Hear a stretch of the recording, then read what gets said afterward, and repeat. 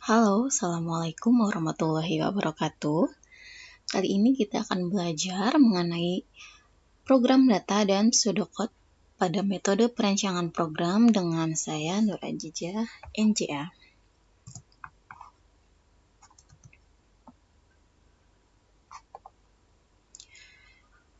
Nah, dalam program data ini ada yang namanya variabel, konstanta, literal. Ini kalian sering dengar ya. Kalau variabel itu nama yang diberikan untuk kumpulan sel memori yang dirancang untuk menyimpan item data tertentu. Nah, kalau kita merancang program, yang pertama kali adalah kita menentukan variabelnya. Nah, dalam menentukan variabel itu harus ada maknanya. Misalkan kita membuat variabel untuk menyimpan nilai, atau misalkan untuk menyimpan nama, maka nanti nama variabelnya adalah nama atau nm gitu, yang kita sendiri dapat mendefinisikannya dengan baik. Jadi kalau misalkan nanti untuk variabel menyimpan nama, tapi nanti di variabelnya jika x, nah nanti kita akan bingung sendiri. Jadi alangkah baiknya kalau untuk menentukan nama variabel itu harus yang bermakna agar nanti untuk merancang programnya lebih lancar seperti itu. Kemudian ada konstanta. Kalau ini adalah variabel yang diberi nilai tetap. Misalkan untuk nilai nilai UTS, misalkan variabel nilai UTS sama dengan 90. Jadi udah ditetapkan di awal nilai UTS-nya adalah 90 seperti itu. Jadi variabel sudah diberi nilai tetap ya kalau konstanta ya. Kemudian kalau literal itu adalah konstanta yang namanya adalah representasi tertulis dari nilainya. Nah, ini ada latihan soal. Yang pertama, nama yang diberikan untuk kumpulan sel memori yang dirancang untuk menyimpan item data tertentu disebut dengan A. Variabel, B. Konstanta, C. Tipe data, D. Algoritma, E. Objek.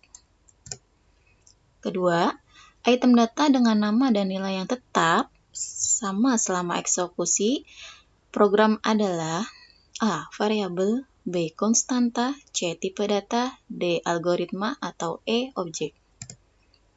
Kemudian, mengenai tipe data. Tipe data dapat berupa item dasar data atau struktur data. Nah, kalau item dasar data adalah item yang berisi variabel tunggal yang selalu diperlakukan sebagai satu unit. Item data biasanya diklasifikasikan ke dalam tipe data. Nah, ini ada tipe-tipe data dasar ya, yang kita sering jumpai. Ada integer, mewakili satu set bilangan bulat, positif, negatif, atau 0. Pokoknya kalau integer itu bilangan bulat ya. Contohnya 3, 5, 7, 6, atau minus 5. Pokoknya bilangan bulat yang tanpa koma-koma. Kemudian ada tipe data float. Ini mewakili satu set angka positif atau negatif yang dapat mencakup nilai sebelum atau setelah titik desimal. Nah, ini dia pecahan sifatnya ya. Ada 19,2, 1,9 sekian, kemudian ada 0,01. Pokoknya dia ada koma-komaannya seperti itu. Kemudian ada char. Ini mewakili set karakter pada keyboard ditambah beberapa spesial karakter. Nah, ini berisi huruf atau simbol seperti itu. Contohnya itu ada A, B, atau string. Kemudian ada boolean. Ini mewakili bendera kontrol atau saklar yang mungkin berisi salah satu dari hanya dua nilai yang mungkin, yaitu benar atau salah.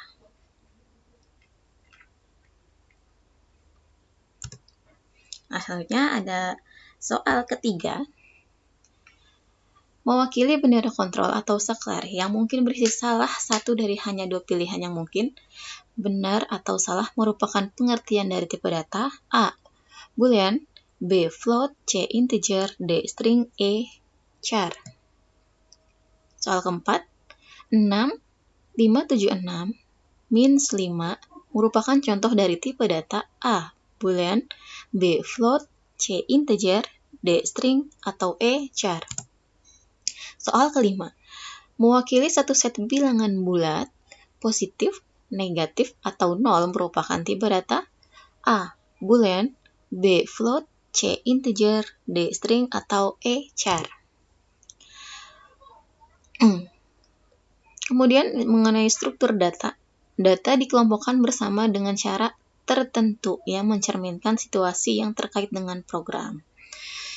Nah, ini ada record, file, array, atau string. Record itu kumpulan item data atau bidang yang semua memiliki hubungan dengan satu sama lain. Nah, ini kalau kita menyimpan data dalam database itu istilahnya satu baris ya.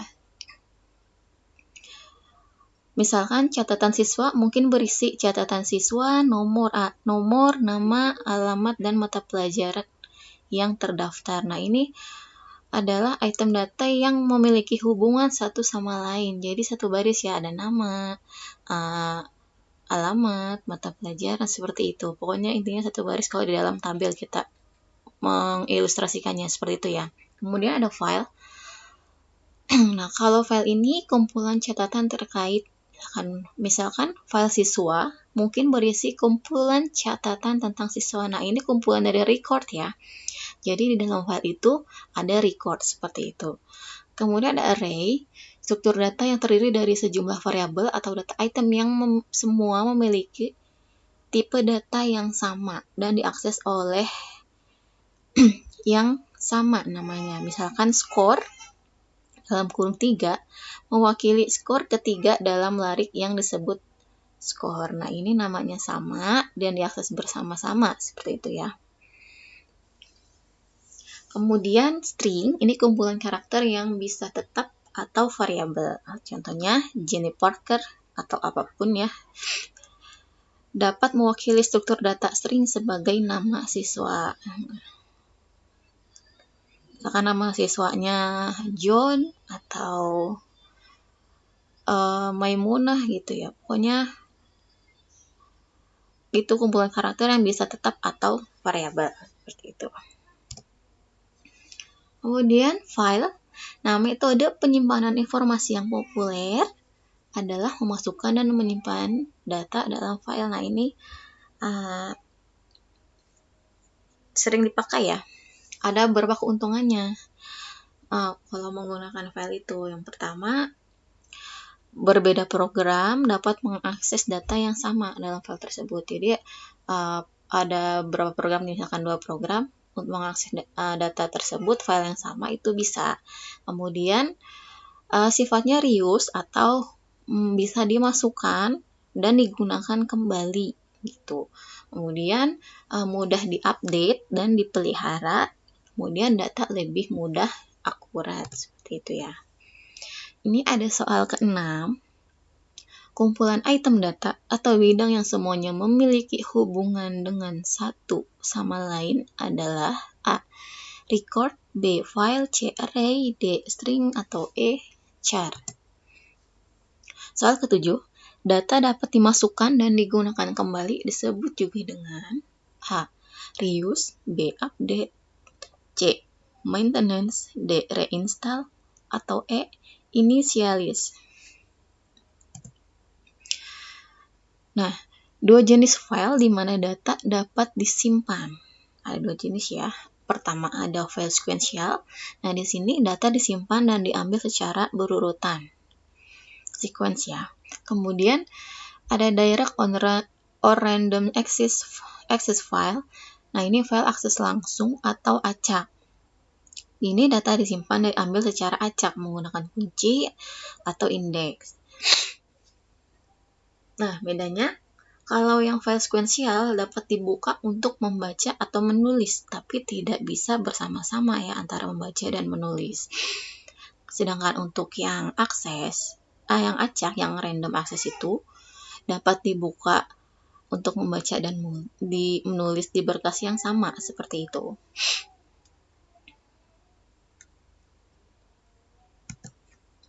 Selanjutnya mengenai validasi data. Data harus selalu menjalani pemeriksaan validasi sebelum diproses oleh sebuah program. Nah, ini diuji dulu nih valid atau tidak datanya. Nah, pemeriksaan validasi data yang paling umum adalah sebagai berikut. Pertama, jenis yang benar. Nah, data input harus sesuai dengan definisi tipe data yang dinyatakan di awal program. Nah, kalau misalkan tipe data yang integer, tapi yang diinputkan adalah huruf atau simbol, nah nanti tidak akan valid datanya. Seperti itu. Kemudian rentang yang benar. Data input harus berada dalam kumpulan rentang nilai yang diperlukan. Kemudian panjang yang benar. Data input misalkan string harus benar panjangnya. Kalau udah ditentukan panjangnya 10, kalau di input lebih dari 10 maka tidak valid. Kemudian kelengkapan. Semua bagian wajib harus ada. Kemudian tanggal yang benar. Tanggal masuk harus dapat diterima. Beda format penulisan tanggal dapat menyebabkan kesalahan saat validasi data. Nah, ini sering kali terjadi kalau misalkan di sistem PC-nya atau komputer si usernya menggunakan format Indonesia, kan tanggal, bulan, tahunnya. Sedangkan nanti pas di-input menggunakan format English misalkan. Jadi bulan, tanggal, tahun, nanti tidak valid datanya kalau seperti itu. Nah, selanjutnya mengenai pseudocode, nah kita sudah belajar mengenai pseudocode ya, yaitu algoritma yang dituliskan secara singkat menyerupai bahasa pemrograman ya, tapi belum menjadi bahasa pemrograman. Nah, ada 6 operasi dasar dari komputer. Pertama, membaca data atau informasi ya, atau disebut input. Kedua, menampilkan data atau output. Ketiga, melakukan perhitungan aritmatika atau compute. Keempat, memberikan nilai ke suatu identifier atau store. Membandingkan dan memilih mengcompare ya. Kemudian melakukan pengulangan atau loop. Soal ke-8, bukan termasuk operasi dasar komputer, yaitu A. Dapat membaca data, B. Dapat menampilkan data, C. Dapat melakukan pengulangan, D. Tidak dapat melakukan perhitungan aritmatik, E. Dapat membandingkan. Nah, untuk komputer dapat membaca data, biasanya menggunakan perintah read atau get. Read biasanya digunakan ketika algoritma menerima input dari record pada file. Kita membaca record itu dengan read. Kemudian, get digunakan ketika algoritma menerima input dari keyboard. Ya, saat kita mengimport ya dari keyboardnya. Ini contohnya ada read student name. Student name-nya dari database tuh ya, dari recordnya. Jadi dia membaca dari data yang dari record. Kemudian get system date, ini dari inputan. Ada contoh lagi, read number 1, number 2. Kemudian contoh keempat ada get text code. Selanjutnya, soal ke-9. Biasanya digunakan ketika algoritma menerima input dari record pada file adalah A. Read, B. Get, C. Action, D. Value, atau E. Name. Di operasi komputer yang kedua, komputer dapat menampilkan data atau output. Sewaktu komputer menampilkan informasi ataupun data ya, ataupun output, maka statement yang biasa digunakan adalah print, write, put, output, display, ataupun cetak. Misalkan ini ada pseudocode, print sistem informasi. Kemudian cetak pemrograman, ataupun output total. Seperti itu. Ini untuk mencetak istilahnya atau menampilkan data. Ini adalah contoh pseudocode-nya. Kemudian yang ketiga, komputer dapat melakukan perhitungan aritmatik atau compute. Nah, untuk melakukan operasi aritmatika digunakan pseudocode seperti berikut. Nah, ini ada simbol-simbolnya. Plus atau tambah untuk penjumlahan atau add. Minus untuk pengurangan. Ini perintahnya subtract. Kemudian ada bintang, ini untuk perkalian. Ini multiply. Kemudian slash atau garis miring untuk pembagian. Perintahnya adalah divide. Nah, terus ada kurung ya. Nah, ini statement compute, calculate, ataupun hitung juga dapat digunakan. Contohnya, ini ada pseudocode add number to total. Total sama dengan total plus number. Nah, ini simbol aritmatik yang digunakan adalah plus. Seperti itu. Kemudian untuk penjumlahan kita pakai yang 8 seperti itu ya. Selanjutnya ada soal ke-10. Untuk melakukan perhitungan pembagian menggunakan simbol A, slash atau tanda garis miring, B, titik 2, C, minus, D, kurung, E, kurung siku. Kemudian untuk dasar komputer selanjutnya, komputer dapat memberikan nilai ke suatu identifier atau store. Ada 3 cara memberikan nilai ke dalam variabel. Pertama, memberikan nilai awal menggunakan statement initialize atau set.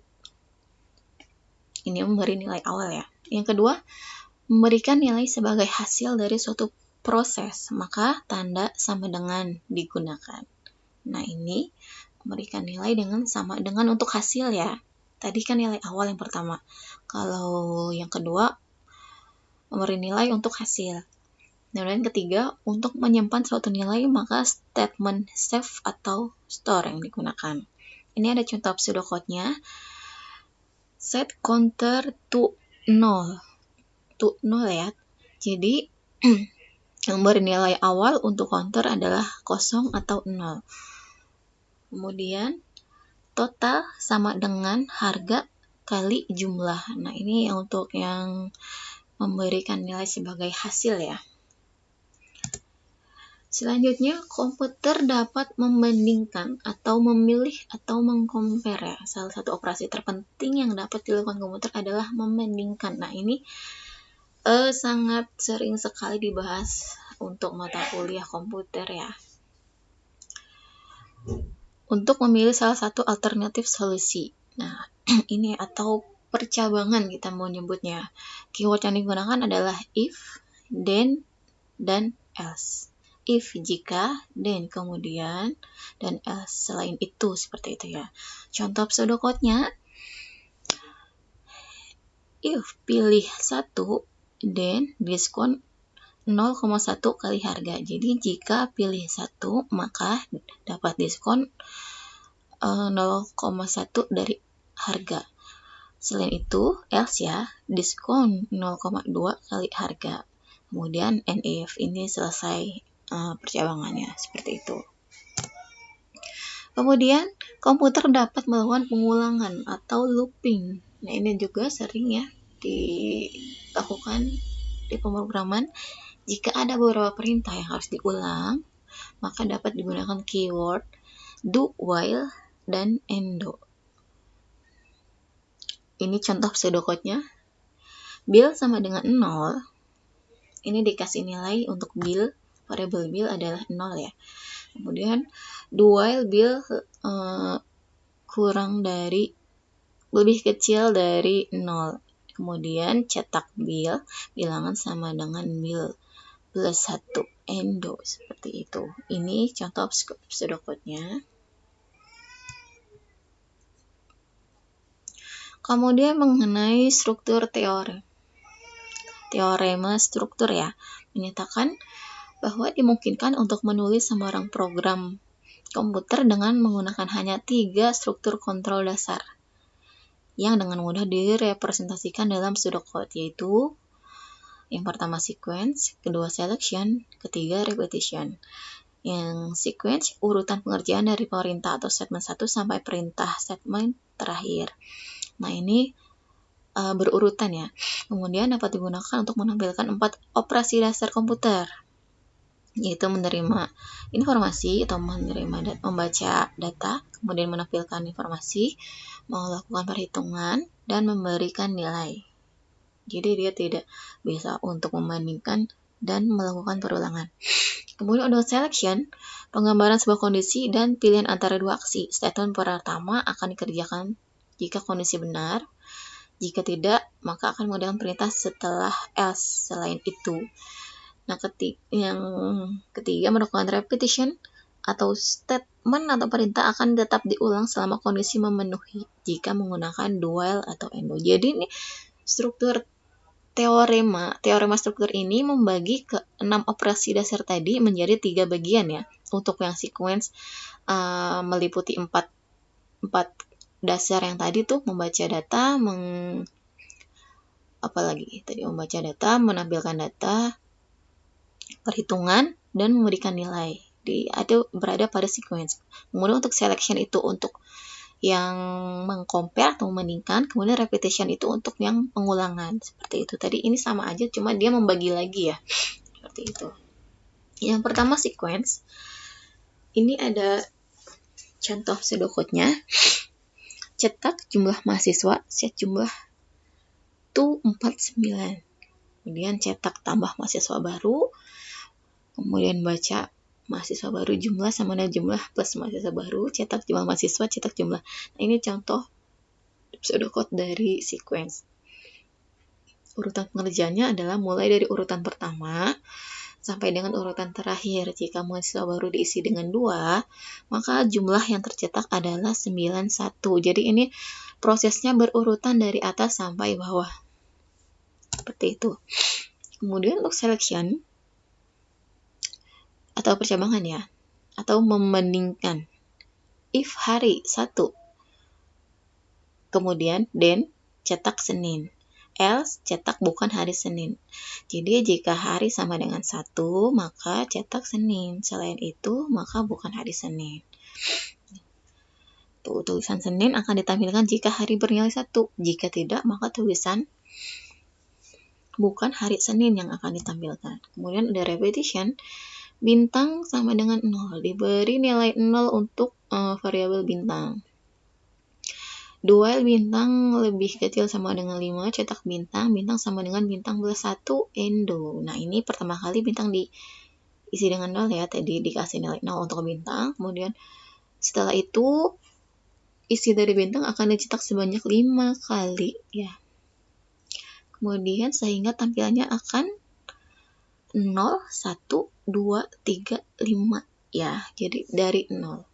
Karena tadi bintang dikasih nilai pertamanya itu 0. Kemudian melakukan perulangan sampai dengan lebih dari 5, berarti sampai 4 ya. Jadi tercetak 0 sampai 4 seperti itu. Oke, sampai di sini kurang lebihnya saya mohon maaf. Sampai jumpa lagi. Wassalamualaikum warahmatullahi wabarakatuh.